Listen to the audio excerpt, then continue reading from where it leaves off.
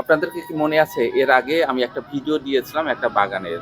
সাধারণত তো আমি ছাদ বাগান, গাছ এত ভিডিও আমি দেই না। হঠাৎ করে আমি ওই ভিডিওটা দিয়েছিলাম। আপনারা এত বেশি পছন্দ করেছিলেন এবং এত কোয়েশ্চেন ছিল আপনাদের সেই ভিডিওতে।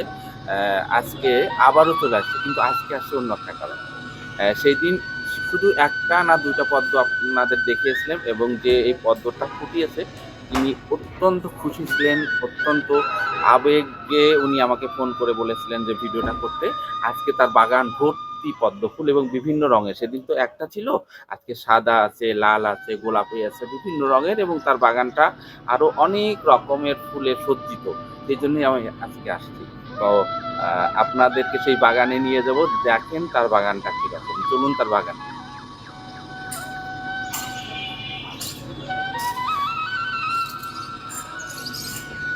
সবাইকে বর্ষার শুভেচ্ছা। আপনারা তো জানেন, এর আগেও আপনাদেরকে দেখিয়েছি আমার ছাদে অনেক পদ্ম হয়েছে। প্রথম যখন হয়েছিল আমি খুবই এক্সাইটেড ছিলাম এবং সেই মুহূর্তে আপনাদের সঙ্গে শেয়ার করেছিলাম।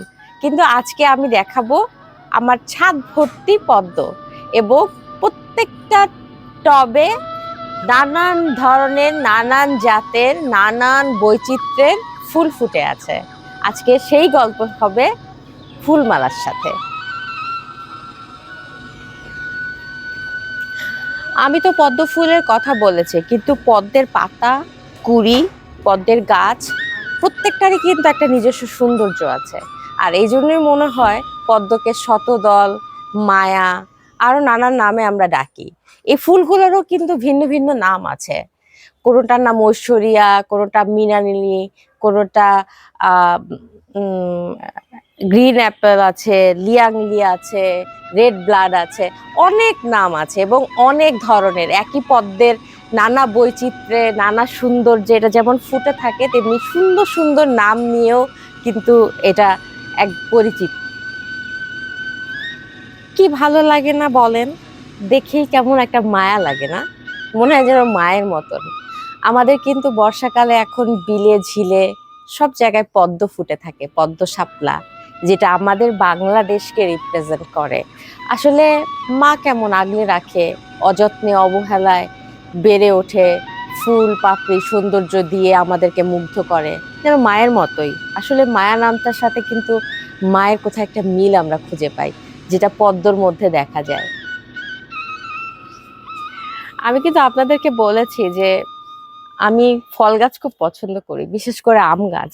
সবাই এখন আমরা পাকা আম খাচ্ছি, আর আমার গাছে দেখেন ঝুলে আছে একেবারে কচকচে সবুজ আম, যেটা একেবারে এখন মাখিয়ে খাওয়ার মতন অবস্থা। এটা আপনাদেরকে অবশ্যই ঈর্ষান্বিত করবে যে আমরা পাকা আম খাচ্ছি কিন্তু আমার গাছে কাঁচা আম আছে। চাইলে আপনারা ডাল দিয়ে মাখিয়ে মজা করে খেতে পারেন। আহ আপনাদের সঙ্গে তো পদ্মের একটা বিশেষ জিনিস শেয়ার করব। তার আগে শেয়ার করি আমার এই কর্নারটা। এই কর্নারটা বেসিক্যালি আমার সব মোস্ট অফ দ্য গাছই কিন্তু লিলি, এবং লিলির সাথে না বর্ষার একটা খুব খুব সুন্দর যোগাযোগ আছে। মানে বৃষ্টির পানি পেলেই লিলিগুলা ফোটা শুরু করে। বিশেষ করে আপনারা যদি রেইন লিলির কথা বলি, রেইন আপনি নামই বুঝতে পারছেন, রেইন লিলি মানে সে বৃষ্টি পেলেই ফুটবে, এছাড়া আপনি কোনোভাবেই এটাকে ফোটাতে পারবেন না। যত সার বাটি যা কিছু দেন না কেন, বৃষ্টি এর জন্য একদম দরকার। এবং সবচেয়ে ইন্টারেস্টিং হচ্ছে দেখেন, এত এত সব কালারের ফুটে আছে। আপনি, আমি কোনটা রেখে কোনটাকে সুন্দর বলবো আর কার কথা বলবো? লাল, নীল, পার্পল, ইয়েলো, অরেঞ্জ এবং ভ্যারাইটিস সব কালার। আর এখন অনেক অনেক এক্সপেরিমেন্ট করে আরো নতুন নতুন শেডেড কালারও তৈরি করা হচ্ছে। সো এই কারণে আমি বলছি যে দেখেন, বর্ষা যেমন এই জায়গাটাকে একদম সবুজ করে দিয়েছে, তেমনি কিন্তু আমার লিলির এই কর্নারটাতে একদম এখন রেইন লিলি ফুটে আছে। এর আগে আরো ধরনের লিলি ছিল। এই যে এই জায়গাটা দেখেন, আসলে মন ভালো হয়ে যায়। আর যখন বৃষ্টি পড়ে থাকে, বৃষ্টি পড়ে মানে গাছের পাতায়, এটা একটা একটা খুব খুব একটা ইমাজিনারি ব্যাপার তৈরি হয়, এটা আসলে বলে বোঝানো যাবে না। পদ্মের তো অনেক ধরনের ভ্যারাইটি আছে, কিন্তু এটা সবচেয়ে ইন্টারেস্টিং। এটা সাদা শ্বেত পদ্ম। এটার অনেক নাম আছে, এটার গ্রিন অ্যাপেল অনেকে বলে, কিন্তু আমি এটাকে শ্বেতপদ্মই বলতে চাই। সাদা শুভ্র, শুভ্রতারই তো একটা নিজস্ব সৌন্দর্য আছে। আর বর্ষায় সাদা ফুল আসলেই খুব চমকে দেয়। আমি আপনাদেরকে ফোটাই, দেখাই, দেখেন সাদা পদ্মটা এত সুন্দর সে হয়ে আছে। আর এই বর্ষায় আপনারা জানেন যে পদ্ম আসলে ফুটে, কিন্তু নিজে আসলে ওভাবে ফুটতে চায় না, এটাকে ফুটাই দিতে হয় বেসিক্যালি। আমরা যে যাই বলি না কেন, পদ্মর আসলে ফুটাই না দিলে সে আসল রূপ নিয়ে সামনে হাজির হয় না। দেখেন ভেতরটা কি মিষ্টি না, এবং সুন্দর একটা গন্ধও কিন্তু আছে। আমি যদিও আপনাদের সঙ্গে এটা ভিডিওতে শেয়ার করতে পারবো না, কিন্তু দেখেন, দেখেন সে কি সুন্দর একটা সৌন্দর্য নিয়ে, মানে কতটা মনোমুগ্ধকর। একটা ইন্টারেস্টিং কথা কি জানেন, মানে ফুল নিয়ে তো আসলে অনেক ধরনের গল্প, শুধু ফুল নিয়ে না, অনেক কিছু নিয়েই অনেক ধরনের গল্প আছে। কিন্তু আমি যখন থাইল্যান্ডে গিয়েছি এবং আমি অবাক হয়েছি যে একটু ভিলেজ সাইডগুলাতে ওদের তো খুব ট্রেডিশনালি ওরা অনেক কিছু ফলো করে। আমি বহু বাড়িতেই এরকম বাড়ির উঠোনে বা বাড়ির পাশে আমি এরকম সাদা পদ্ম দেখেছি। এবং সবচেয়ে মজার গল্প কি জানেন, ওরা বিশ্বাস করে যে সাদা পদ্ম যদি বাড়ির সামনে থাকে বা বাড়িতে থাকে, তাহলে কোনো অশুভ আত্মা বা অশুভ কোনো কিছু সেটা বাড়িতে প্রবেশ করে না। আমি জানি না গল্প কতটা সত্য, আমার ছাদেও ফুটে আছে সাদা পদ্ম, তো আমিও বিশ্বাস করি যে আমার বাড়িতে কোনো অশুভ কিছু আসবে না।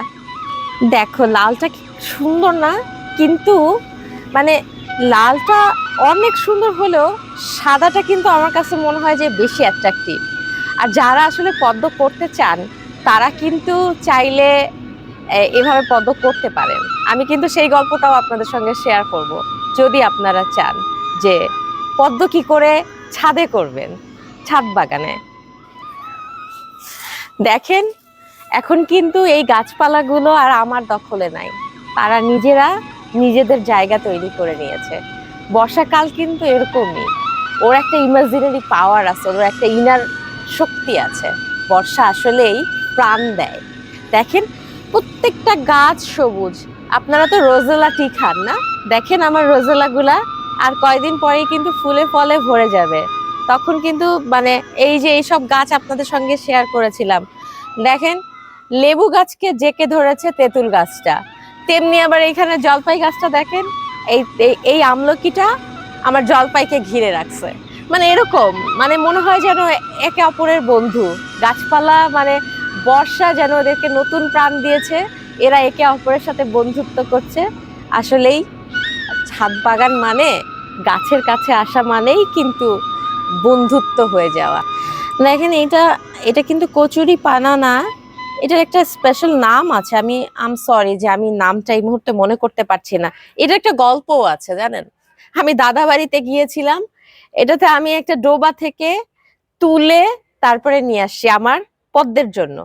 এটা পদ্মের জন্য খুব উপকারী, পানি যেমন ঠান্ডা রাখে তেমনি মশা হতে দেয় না, এবং আজে বাজে পোকামাকড় থেকেও কিন্তু গাছগুলোকে, বিশেষ করে পদ্মকে রক্ষা করে। আসলে আপনারা, আমি জানি না যে গাছের কাছ থেকে কে কি পান বা কিভাবে অনুপ্রেরণা পান। আমি কিন্তু প্রাণ পাই জানেন, গাছের সঙ্গে যখন থাকি, গাছের মধ্যে যখন থাকি, বারান্দায় আসি, আমার কিন্তু বিছানায় শুয়েও মনে পড়ে যে আচ্ছা বৃষ্টি হচ্ছে, ওই টবটাতে কি বেশি পানি জমে গেল, গাছটা পচে যাবে না তো, পদ্ম ফুলটা কি ফুটলো, ফুটতে পারবে এত বর্ষায়। এরকম অনেক কিছু, মানে গাছ প্রাণ দেয়। দেখেন এখানে মালতীলতা, মাধবীলতা যাই বলেন না কেন, মানে যখন আমি ফুল গুলাকে দেখি কিংবা একটা পদ্মই ফুটে থাকে, যখন এই ফুলটাকে দেখি, এই ফুলটা আমাকে অনেক ইন্সপায়ার করে। এটা আমাকে প্রাণ দেয়, বাঁচার শক্তি দেয়, স্ট্রেস কমায়। আমার লাইফের অনেক কিছুর মধ্যে দিয়ে আমরা জীবনে যাই, কত হ্যাসেল পোহাই, কিন্তু গাছের কাছে যখন আসি না, আমি সব ভুলে যাই। আমার কাছে মনে হয় যে আপনারাও একটু হলেও ছোট্ট একটা গাছ রাখেন, একটা গাছের পাতা, একটা ফুলদানিতেই রাখেন না একটা ফুল, দেখবেন কতটা মন ভালো করে দেয়, কত ফুরফুরে লাগে। এখন তো বর্ষাকাল, গাছ লাগানোর সময়, বৃক্ষ মেলাও শুরু হয়ে গেছে। একদিন ঘুরে আসেন বৃক্ষ মেলায়, দুটা গাছ কেনেন কিংবা গাছ দেখেন, বাচ্চাদের নিয়ে যান। অনেকটা মনে হয় যে জীবনে খুব বেশি কিছু মনে হয় দরকার নাই যখন আপনি একটা গাছের কাছে আসবেন। আসলে এরকমও আছে বিদেশে যে আমরা থেরাপি নেই, গাছ জড়িয়ে ধরে থাকি, ওখান থেকে নাকি প্রাণ শক্তি পাওয়া যায়, বাঁচার অনুপ্রেরণা পাওয়া যায়। তো আমি আপনাদেরকে বলবো যে গাছ লাগান, গাছের সাথে থাকেন, গাছের কাছে আসেন, গাছ ভালোবাসেন। আর ফুলমালার সাথে তো অবশ্যই থাকবেন, কারণ ফুলমালা, গাছ, প্রকৃতি, পরিবেশ, আমাদের ট্রেডিশন, কালচার নিয়ে কথা বলে।